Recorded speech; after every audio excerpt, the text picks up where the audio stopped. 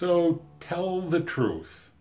Are you living by faith, or are you caught up in your fear? The question for today is, how big of a risk are you willing to take when it comes to living out your faith in your life? Acts chapter 11 verse 23 says, remain faithful to the Lord. What does that look like in your life? What do you think it's supposed to look like? And how far apart are those two things? Luke here is reporting on the beginning of the mission to the Jews and Gentiles in Antioch. The grace of God is fast at work in that place, and Luke is supportive of it, and so honestly is Barnabas. That's really what's going on here. I remember when I was a student pastor, this goes all the way back to 1976 and 1977. Anytime someone visited this church, this church had 3,500 members. Anytime somebody came for a visit to any of our services, I was one of the people who was supposed to be following up on those with a visit and a call. And honestly, I was interested, but to be perfectly honest, I thought I was getting everything that was rolling downhill in that church. I thought I was getting the leftovers, the dregs. That church was surrounded on one side by a string of big apartment buildings. And I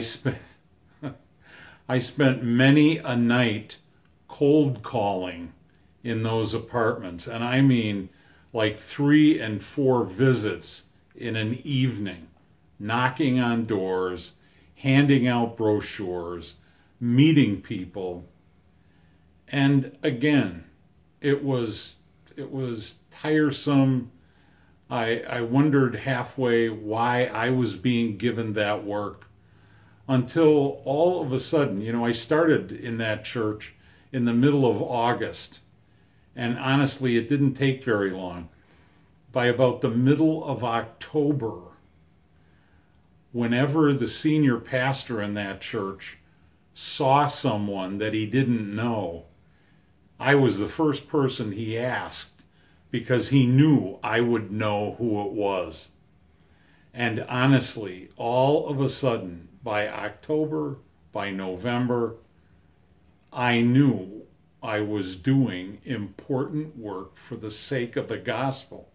And honestly, those are months. That is a period of my time when I treasure, and I look back on that as being a time really of great joy, because I got to know so many people, and I got to introduce them to our church, to Jesus, and to kind of get them plugged into the ministry at House of Prayer. That was the name of the church.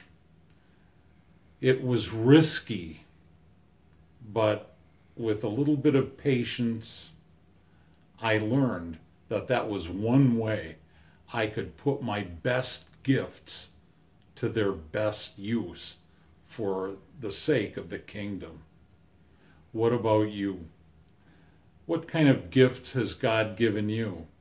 And how are you using them?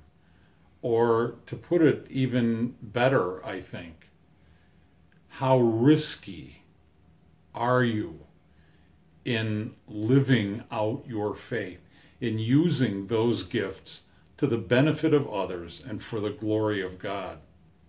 You and I both know that when we do those things, that really is what grace to go looks like.